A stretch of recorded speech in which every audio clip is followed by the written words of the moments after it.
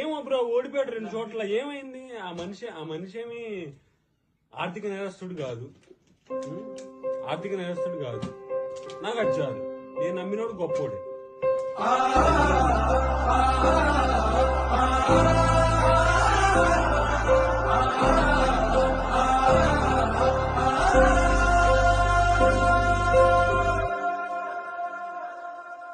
యాలో యాలా యాలో రే